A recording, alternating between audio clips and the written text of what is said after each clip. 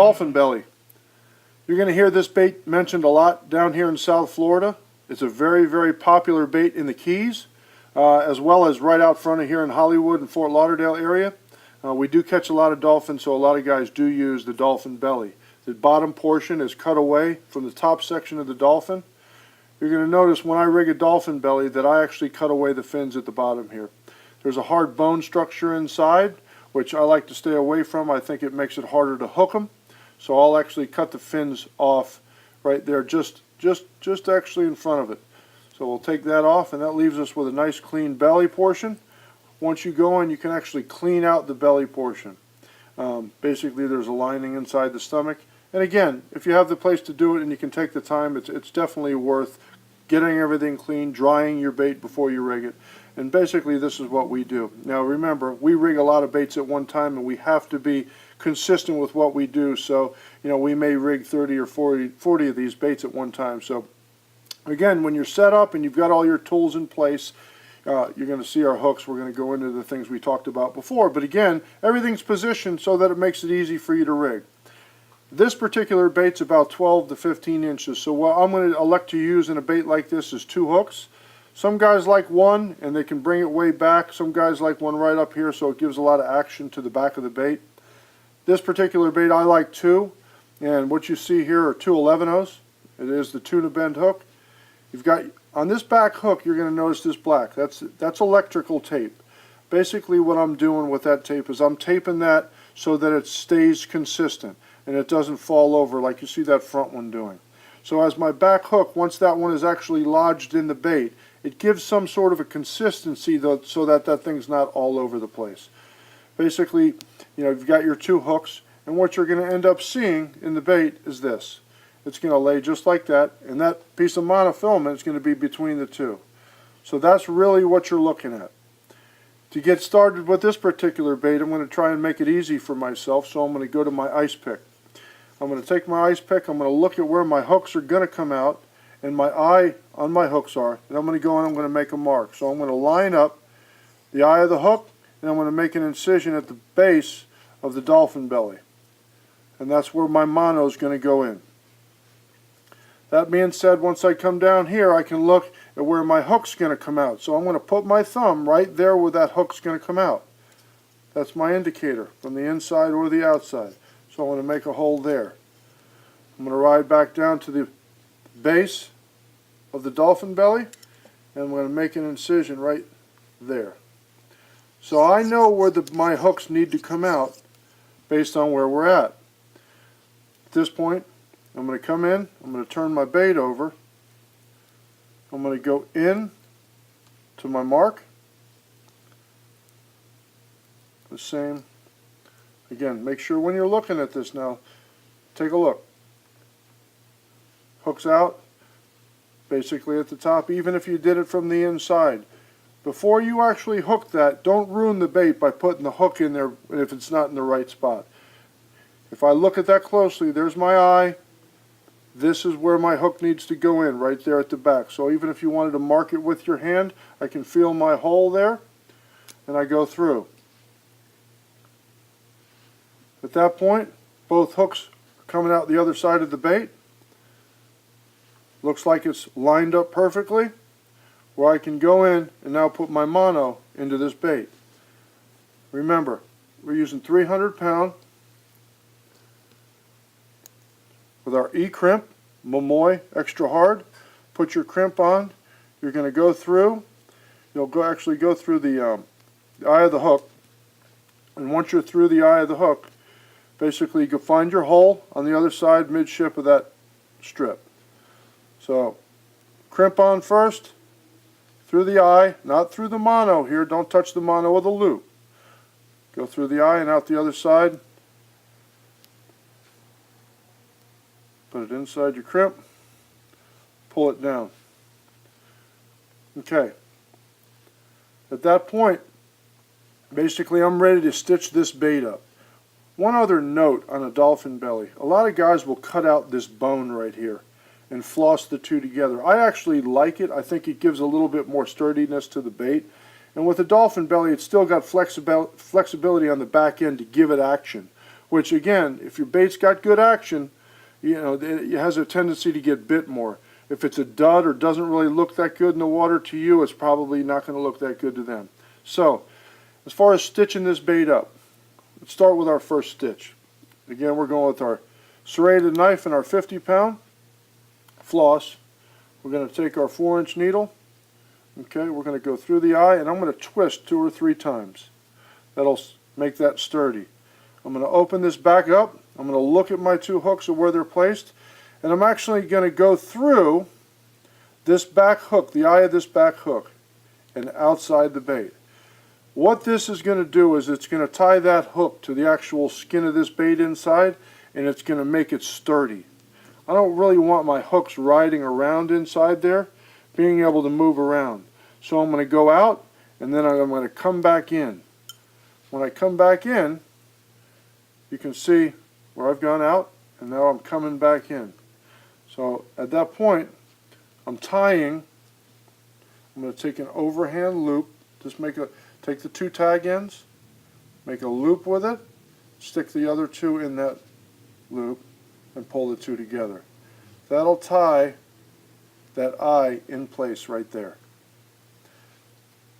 Go in. Nice cut. That hook is sturdy. Second piece of floss we're going to use is going to steady that top hook. I'm going to do the same thing. We're going to go in, get yourself about an 8-inch piece of floss. Go in, go underneath your hook, and underneath that mono. Underneath this hook, and underneath this mono, and out the other side. Once you go out, we're going to end up coming back in. When we come back in, I'm going to go on top of that mono and on top of that. So as you make your hole to come back in, make sure it's on the top side. Once you've got it there, again, make your loop. 2 tag ends go inside the loop, and you can pull that tight. Once you've got it pulled tight, cut off your excess there. Okay. Let's stop here and let's look at our bait for a second. You can see the 2 stitches on the outside.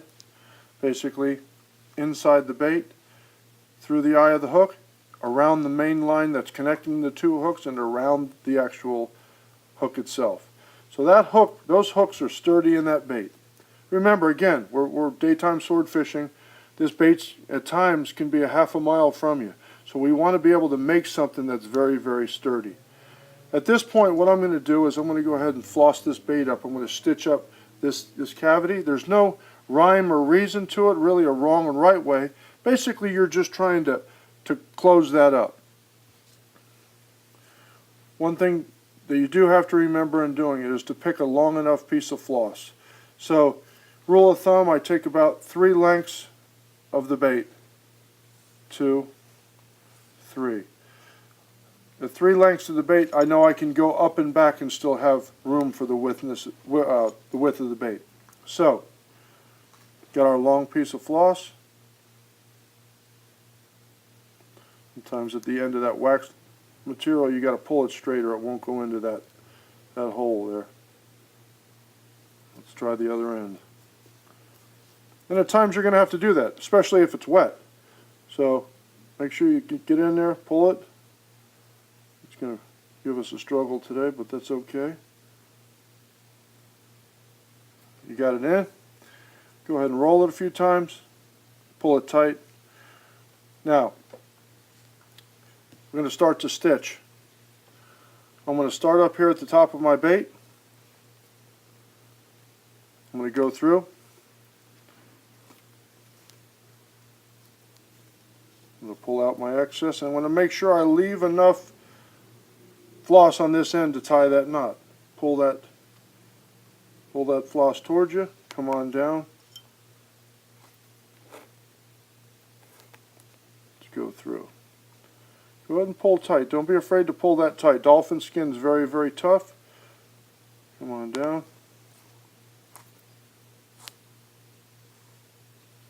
A lot of times when I'm doing it, I'll try and flatten that bait a little bit when I pull tight on it. Go through as well.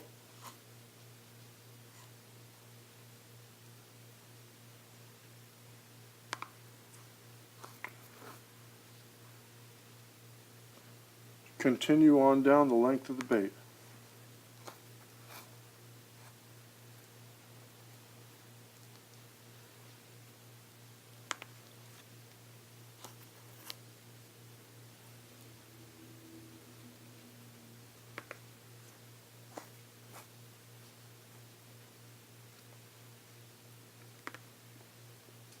Once I get towards the end, two things I'm conscious of. Make sure you got enough floss to go back now. Remember we talked about having three lengths of the bait in the floss. So I've gotten to the end where I'm going to start going back. Now you really just go right back into the holes that you made before. Makes it easy.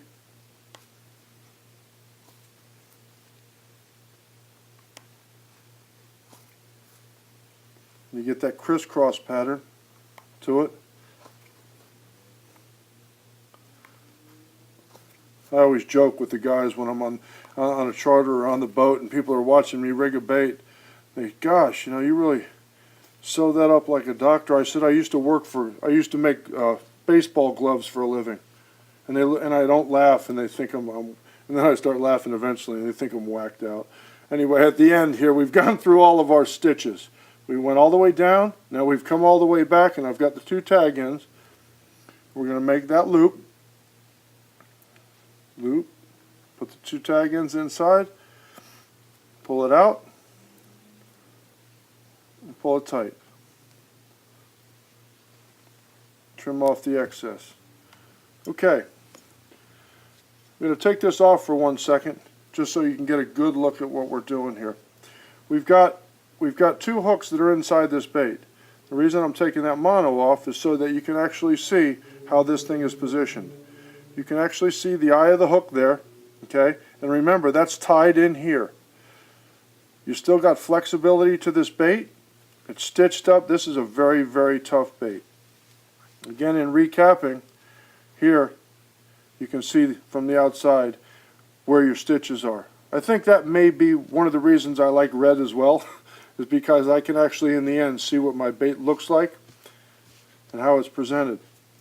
At this point right here, what you're going to end up doing is basically you're done rigging the bait.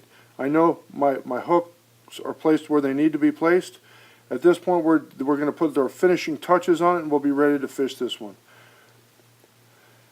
I'm a fan of a green skirt over this bait. I do like the green with the bars on it and the black and silver with the black bars. Kind of goes with the color of the bait. I don't know if it's because I'm artsy or if it even means anything, but I do like that. Try and pick a skirt that actually works with the bait, so that when you actually put the bait together and you slide that skirt over the bait, it actually fits the bait perfectly. Don't be afraid to cut the skirt a little bit shorter. Don't be afraid to cut the skirt a little bit shorter than down here. That way you still got the smell out the back side of the bait. So right now,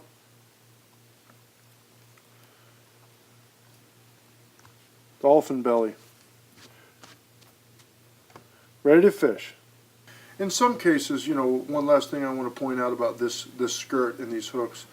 At times you're going to notice on the boat that I actually cut the skirts away from this section so as that they don't actually hang up on the hooks. Now, in this particular instance, I don't want to shorten my skirts up above this point, so I'll actually leave them here, and I may actually come in and cut that section out, making sure that the bottom portion of this skirt doesn't actually hinder or get caught on the top of that hook.